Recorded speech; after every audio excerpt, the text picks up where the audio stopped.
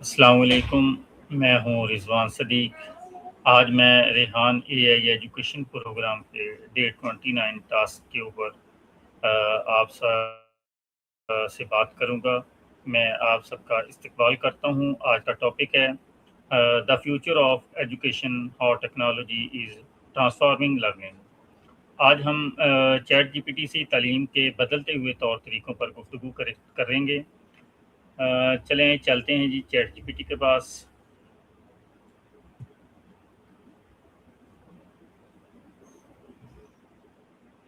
Hello chat GPT, क्या हाल है? मैं ठीक हूँ, शुक्रिया। आप बताइए, आज क्या सीखना चाहेंगे? आज का हमारा टॉपिक है अम, कि the future of education, how technology is transforming learning. इस मौ ओह वाह! बहुत दिलचस्प टॉपिक है। तो टेक्नोलॉजी शिक्षा को काफ़ी बदल रही है, जैसे ऑनलाइन क्लासेस, इंटरैक्टिव टूल्स और एआई ट्यूटर्स जो पढ़ाई को पर्सनलाइज्ड और आसान बनाते हैं। अब बच्चे सिर्फ किताबों तक सीमित नहीं रहे, बल्कि वीडियो, सिमुलेशंस और ग्लोबल कंटेंट से सीख रहे हैं।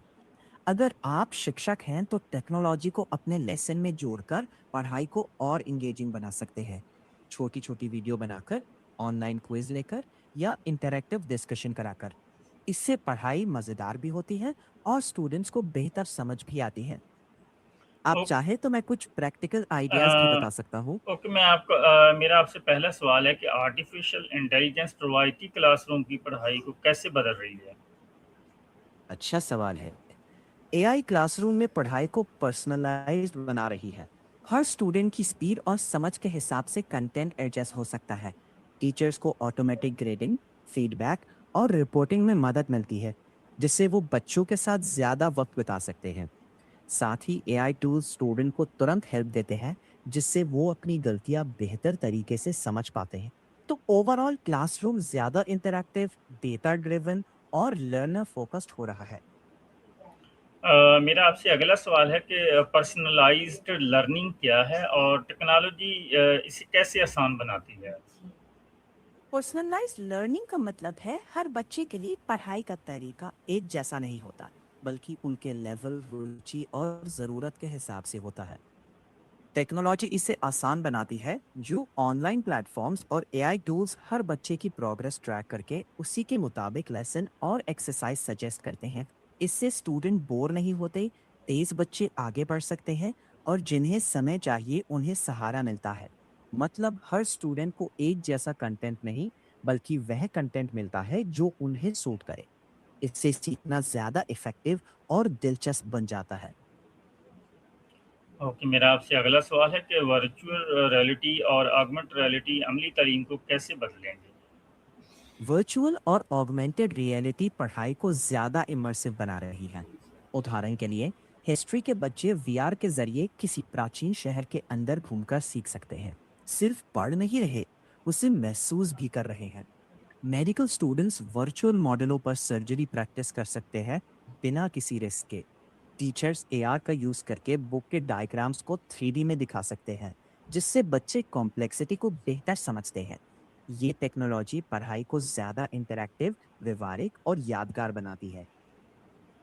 ओके, मुझे ये बताइए कि क्लासरूम के बाहर तलबा की पढ़ाई में मदद करने के लिए एआई चैटबॉट्स का क्या किरदार है? चैटबॉट स्टूडेंट्स को 24/7 सपोर्ट दे सकते हैं, जैसे होमवर्क के सवालों के हिंट्स देना, कॉन्सेप्ट एक्सप्लेन करना, स्टडी टिप्स शेयर करना या एग्जाम प्रिपरेशन में गाइड करना। ये तुरंत रिस्पॉन्स देते हैं, जिससे बच्चे का कॉन्फिडेंस बढ़ता है और वो खुद से सीखने के लिए मोटिवेट रहता है। साथ ही टीचर्स का काम आसान हो जाता है, क्योंकि चैटबॉट्स बेसिक सवाल हैंडल कर लेते हैं और टीचर गहराई वाले मार्गदर्शन पर फोकस कर सकते हैं। क्या मुस्तकबिल में एआई टेक्नोलॉजी रवायती असातिज़ा की जगह ले लेगी? टेक्नोलॉजी टीचर्स की जगह तो नहीं लेगी, लेकिन टीचर्स जो टेक्नोलॉजी का इस्तेमाल करते हैं, वो ज़रूर आगे रहेंगे। पढ़ाने में इंसानी कनेक्शन, समझ, हमदर्दी और मोटिवेशन बहुत ज़रूरी है, और ये काम मशीनें पूरी तरह नहीं कर सकती। हुँ, ओके। ये बताइए कि दूर-दराज या पसमानदा इलाकों के तलबा के लिए टेक्नोलॉजी तालीम को कैसे आसान बना रही है? बहुत अहम सवाल है। अब दूर दराज के स्टूडेंट्स भी मोबाइल, इंटरनेट और ऑनलाइन प्लेटफॉर्म्स के ज़रिए वही क्वालिटी कंटेंट पा रहे हैं जो शहरों में मिलता है। वो लाइव क्लासेस अटेंड कर सकते हैं, रिकॉर्डेड लेसन देख सकते हैं, डिजिटल लाइब्रेरी से किताबें पढ़ सकते हैं और कम रिसोर्सेज के बावजूद भी कोडिंग, इंग्लिश या किसी और सब्जेक्ट की प्रैक्टिस कर सकते हैं। बस ज़रूरत है बेहतर इंटरनेट की और डिजिटल लिटरेसी स्किल्स की। लेकिन टेक्नोलॉजी ने उनके लिए पढ़ाई को पहले से कहीं ज़्यादा एक्सेसिबल और फ्लेक्सिबल बना दिया है, जो पहले मुमकिन नहीं था।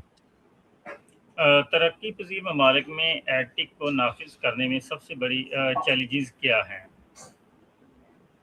मैं चेक कर लेता हूँ। जी, सवाल बहुत अहम है। तरक्की पजीर ममालिक में सबसे बड़ी चुनौती इंटरनेट और बिजली की सीमित पहुंच है। साथ ही डिवाइस की कमी, डिजिटल स्किल्स की कमी और ट्रेनिंग का अभाव। लेकिन अगर सरकारें, स्कूल्स और प्राइवेट संस्थाएं मिलकर काम करें, जैसे बेहतर इंटरनेट, टीचर ट्रेनिंग और किफ़ायती डिजिटल संसाधन मुहैया कराएं, तो एडटेक लाखों बच्चों के लिए तालीम को ज़्यादा सुलभ, इफ़ेक्टिव और इंक्लूसिव बना सकता है। ओके, मेरा आपसे अगला सवाल है कि गेमिफिकेशन के ज़रिए तलबा की पढ़ाई में दिलचस्पी कैसे बढ़ाई जा सकती है? गेमिफिकेशन का मतलब है पढ़ाई में गेम जैसे एलिमेंट्स लाना, जैसे पॉइंट्स, बैजेस, लेवल्स, चैलेंजेस या लीडर बोर्ड्स। इससे बच्चे मोटिवेट रहते हैं क्योंकि उन्हें तुरंत फीडबैक मिलता है और सीखना एक इंटरैक्टिव गेम जैसा फील होता है। मान लीजिए मैथ के सवाल सही करने पर पॉइंट्स मिले या साइंस क्विज पूरा करने पर बैज मिले। एम चैलेंज से कंपटीशन का मजा आता है और बच्चे बोर नहीं होते। बस ध्यान रहे कि कंपटीशन हेल्दी हो, सिर्फ नंबर पर नहीं, लर्निंग पर फोकस हो। ओके, तलबा की कारकर्दगी को समझने और सुधारने में बिग डाटा का क्या किरदार है? जरा देखता हूँ। जी, बहुत अच्छा सवाल है। बिग डेटा स्टूडेंट्स की प्रोग्रेस, टेस्ट स्कोर्स, अटेंडेंस और लर्निंग पैटर्न्स एनालाइज करके टीचर्स को ये दिखा सकता है कि कौन सा बच्चा किस टॉपिक में स्ट्रगल कर रहा है और किसे एक्स्ट्रा प्रैक्टिस चाहिए। टीचर्स ट्रेंड्स देखकर अपनी पढ़ाने की स्ट्रैटेजी भी बेहतर कर सकते हैं, जैसे अगर एक पूरे क्लास को किसी एक चैप्टर में कठिनाई हो रही हो। इससे डेटा ड्रिवन डिसीजंस बनते हैं, जिनसे लर्निंग आउटकम्स बेहतर होते हैं।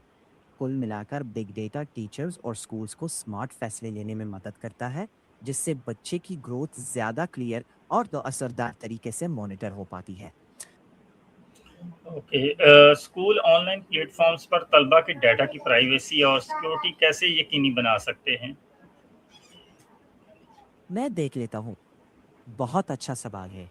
स्कूल भरोसेमंद प्लेटफॉर्म्स चुनकर मजबूत पासवर्ड और टू फैक्टर ऑथेंटिकेशन का इस्तेमाल कर सकते हैं। साथ ही स्टूडेंट डेटा सिर्फ ज़रूरत के मुताबिक रखे, रेगुलर बैकअप ले और टीचर स्टूडेंट्स को बेसिक साइबर सिक्योरिटी ट्रेनिंग दे। फिशिंग ईमेल से सावधान रहना भी बहुत ज़रूरी है। अगर हेलो चैट जीपीटी, जी बोलें। हेलो।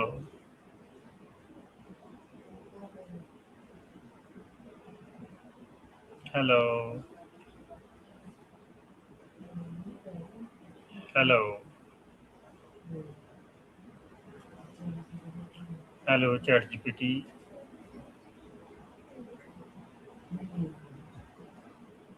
हेलो।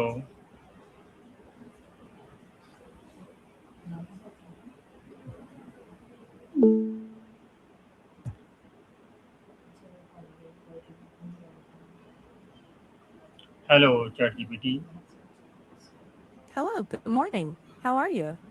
हम बात कर रहे थे कि स्कूल ऑनलाइन प्लेटफॉर्म्स पर तलबा के डाटा की प्राइवेसी और सिक्योरिटी कैसे यकीनी बना सकते हैं?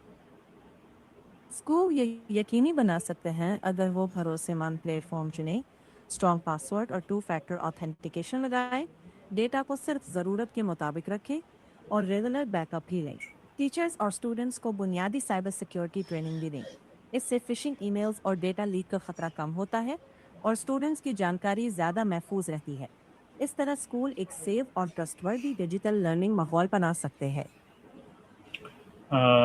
थैंक यू चैट जीपीटी, आपने मेरे सवालात के जवाबात दिए। अल्लाह हाफिज़। बहुत बहुत शुक्रिया। अपना ख्याल रखें। खुदा हाफिज। खुदा हाफिज़। नाज़रीन, टेक्नोलॉजी ने तालीमी निज़ाम को पूरी तरह बदल दिया है और आने वाला वक़्त इससे भी ज़्यादा एडवांस होगा। हमारे साथ जुड़ने के लिए शुक्रिया। अल्लाह हाफ़िज़।